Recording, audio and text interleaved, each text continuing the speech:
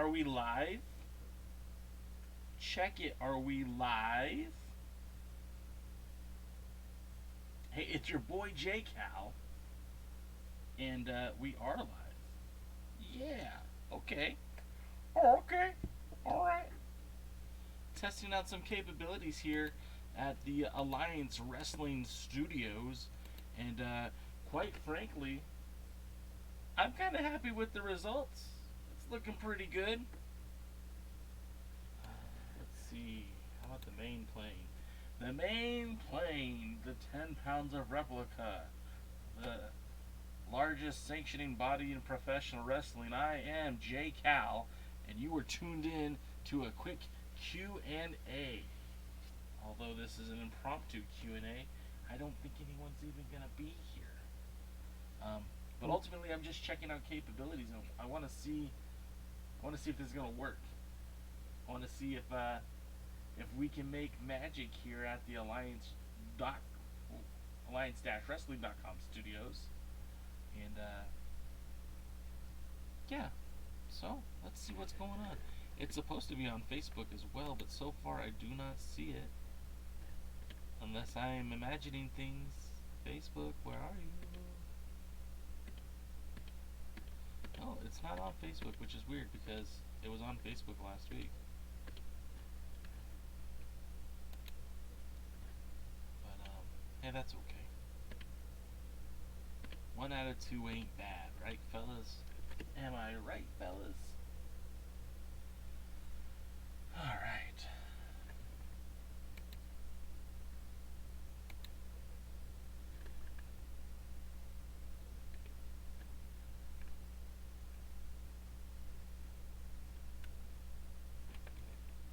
Alright, so it says there's 3 people viewing this, and I know I'm viewing it on my phone. That means there's someone else in there too. Oh wait, there. Okay, it is. I see you guys now. You're on. Why isn't it showing up here? That's weird. Oh, there it is. Okay. Woodland Goblin, Chris, DKM, gentlemen, thank you for just shooting this with me. I'm here in the Alliance-Wrestling.com studios. So far, I kind of like it. What do you guys think? Does it look good? Does the picture look better? I know it looked better than last week's. We're using a POS camera from last week. Wait. Someone get me a red telephone and some pencils to. No, I don't do those gimmick things. How do I sound? Can you guys hear me okay? I mean, I don't even have the headset on. Maybe I should put the headset on. How's this? Can you guys hear me? Audio is low, but DKM, is the audio high now? Hey-oh. One of the drawbacks to using this setup versus the old rig is that there is a little bit of a delay.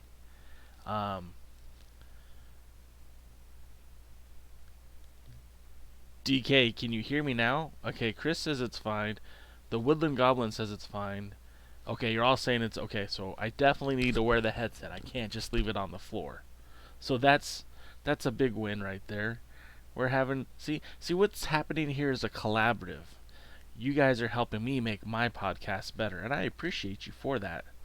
Now, it'll be interesting because right now we are using Streamlabs OBS version 0.21.2, and I don't know if that means anything to anybody else. What I'd like to be able to do is do this streaming conversation maybe over Zoom, maybe over Skype. We have been recording DKM and Kevin Frazier, also known as Kevin Douglas, the former NWA World Junior Heavyweight Champion. We've been recording our podcast as of late using Skype, and that seemed to work really well, but I would love to do it live. That way, I won't sit on it for 3 days trying to edit it. 2, we could have participation. You guys could actually send us questions and messages while we're doing it. And then a Zoom chat, I think, would be awesome to kind of build community for the National Wrestling Alliance. Again, I'm one of many NWA podcasts. I can think about 3 more off the top of my head. And I know there's more coming every day. Uh, but I really, I want to say I was the first. I mean, I know I was the first. DKM can back my play on that one. We were doing this back in 2007. Or was it 2009? One or the other, but it's been a long time. So it's really cool to see this technology finally catching up to the vision that I had for this podcast years and years ago. Now, we used to do our podcast on Blog Talk Radio, which was great for getting people to call in, but the downfall to that is the audio sucked. It sounded like I was talking on a tin can and string. And even when I would use Skype to call into Blog Talk Radio, my guests were still using a cell phone or a rotary phone or smoke signals because it sounded like crap on the other end. So this is actually really, really cool, and I'm hoping that this leads to more exciting things. Like I said, I do have an interview scheduled tentatively with David Marquez. I've have feelers out to Thunder Rosa. We're trying to get her on the podcast. I will be speaking to Danny Limelight Rivera of Championship Wrestling from Hollywood. And I'm sure I will have more Championship Wrestling from Hollywood guests in the near future. But we would like to focus on talent from the National Wrestling Alliance. But this is what it is. So the quality looks good. The sound sounds okay. It's exciting, fellas. And look, I mean, there's other fun stuff we can do with this. So like, if I push this button right here, and we got this little ticker symbol right here on the bottom, and you see the cool little Alliance Wrestling logo. But look what else I can do. I can put an NWA Power logo right there. How about that, huh? That's pretty cool, right? Come on, guys. Um, and of course, there's a lot of things we could do that I still need to learn how to do. But this is kind of geeks me because we're getting to a point where we're gonna be able to do some pretty cool things, and especially being able to do it live, I think is gonna be a lot of fun. Oops, I did not mean to do that. Like I said, I need a little bit more practice, but let's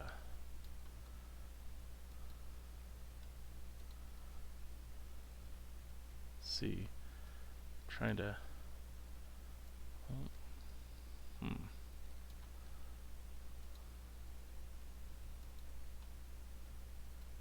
There we go. That's what I was trying to do. So, Big Chris Dog says, I actually would love to hear from Bruce Tharp. I got tons of questions. Big Chris Dog, I don't think you're going to hear me talk to Bruce Tharp. I did one interview with Bruce Tharp, and DKM was there, and there was so much public backlash for me on that one. Uh, he made a lot of promises that obviously he wasn't prepared to deliver, and yeah, I don't think I'm going to make that mistake again.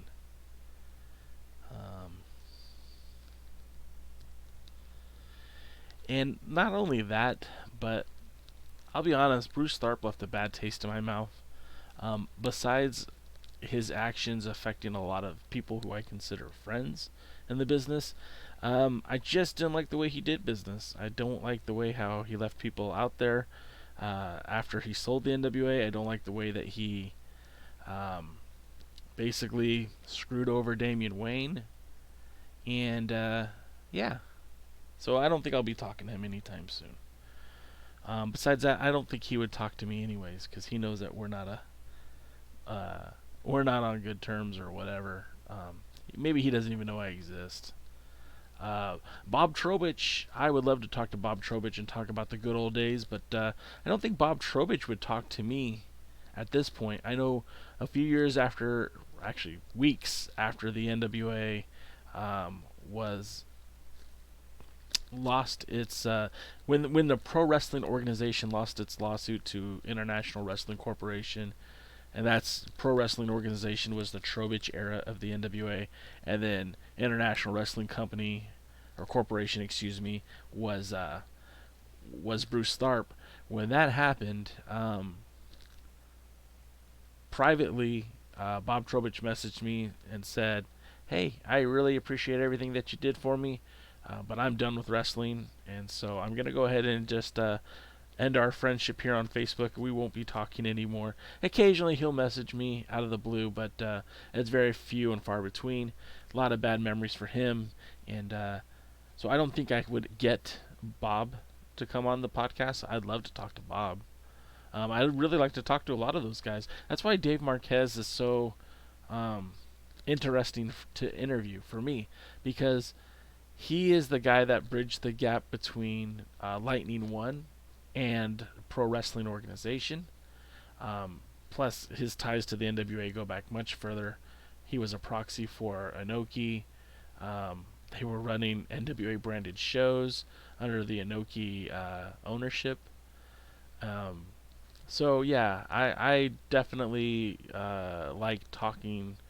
You know who else I would really like to talk to again is Fred. Fred is difficult though, and I don't mean to be. Fred can come off as abrasive, and Fred's way is the right way, and Fred's way is the only way. Um, DCam, you stop with your snide comments about hitting record, jerk. There's technical difficulties, and that's what I'm sticking to. Um, yeah, but I would really like to talk to Fred again, and I think I'm gonna try to set something up. I talked to him a couple weeks ago, but then that was before the coronavirus, the COVID-19, and Fred Fred has a lot of knowledge about the NWA. I don't want to say he's the most knowledgeable, but I do want to give him credence. I mean, he was around during this. He was around before Marquez. He was helping out. Uh, God, what's his name? I'm drawing a blank on the name. I'm sure someone would help me out. Um, God, DCam, who ran New Jersey? You know this. Before Fred. It's on the tip of my tongue.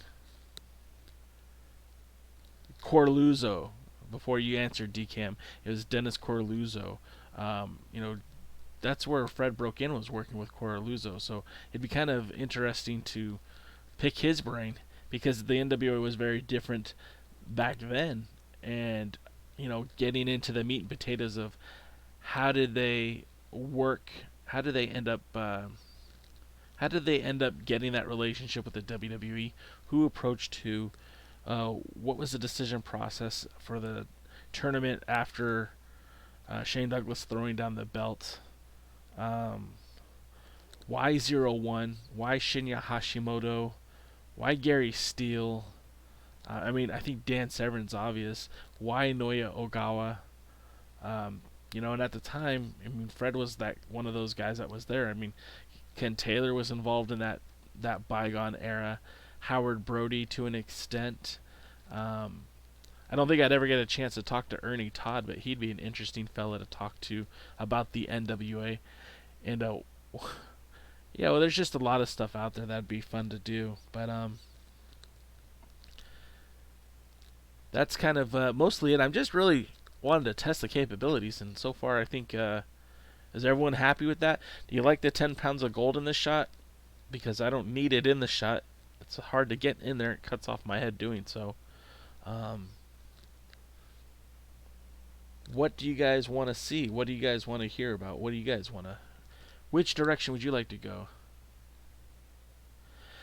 Yeah, Chris, nobody does talk about that history. And we're talking about Jim Crockett Jr. in Dallas. We're talking about, gosh, I can't remember his name right now. Don Owens in Portland, right? Don Owens in Portland's, his membership lasted longer than the Crockett's. He was one of the original members back in 1948, and ended up closing his promotion in 1993. So he outlasted the Crockett's in the NWA.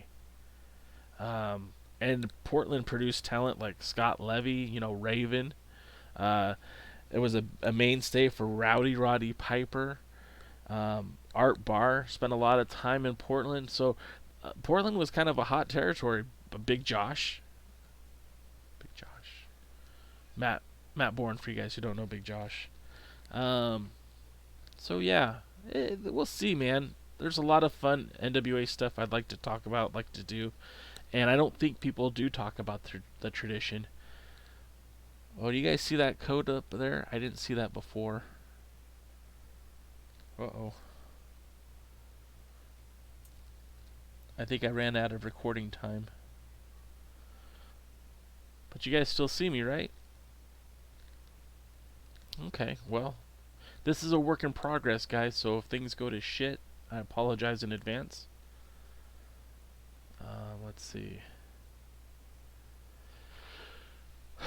Well, it is about 5 o'clock. It's 5 o'clock somewhere, so y'all enjoy your Wednesday afternoon, evening, and if it's dinner time, go get something good to eat, because that's what I'm fixing to do. Um, but yeah, leave a comment below. Tell me what you would like to see going forward for this podcast. Yeah, I know it's still going. It's weird, DK. I don't understand this makeup yet on the camera. Um, Earlier in practices before I actually went live, it would shut off after a few minutes. I don't know if it's going to do that now. It's eyeballing me funny, so we'll see. It might just cut off here in a couple of seconds, anyways. But I hope you guys are as excited as I am about future podcasts. And like I said, really hoping to get some good one-on-one interviews. I'd like to continue doing the Alliance Guys podcast with DKM and Kevin Frazier. And then I think we're going to introduce Talk NWA, which is going to be just a bunch of you guys joining me on the show. Hopefully you can get on Zoom with your own stuff and we'll talk NWA as a community, as a family. Um, but I'm going to hang up before it hangs up on me. I'm going to disconnect it. We've been on here for a good 17 minutes, so um, that's a great question, Chris. Let's hit that up soon. What DCAM was there? What NWA promotion belts you wish you had? You guys don't know DCAM is a bit of a belt collector. He's got one of my favorite belts, the All Star Junior Heavyweight Championship belt. I think that one was a pretty belt. That's the belt that Kevin Douglas wore as Junior Heavyweight Champion. Another one of my favorite belts was the NWA North American Championship. That was the one that appeared in the WWE programming, and that belt got sold. And I wish someone would have at least let me bid on it, because I would have bought that belt. I would have had to take out a loan to buy that belt, but that belt had so much significance in history. I mean, I really enjoyed that belt, and it was held by some of my favorite people, like Damian Wayne held that belt, Drew Onyx held that belt. Of course, that was the belt Jeff Jarrett won. Barry Windham, no, not Barry Windham, but Bradshaw, I think, won that belt. So, and who can forget Tommy Marr, right? Am I right, fellas? Tommy Marr? No? All right. But Apollo. Yeah, Apollo had that belt. That belt was pretty cool. I like that belt. But like I said, I'll go ahead and sign off now. So I thank you, gentlemen, for checking us out, checking me out, and see you next time at the matches. Wait. Can I hit the end stream button? End stream.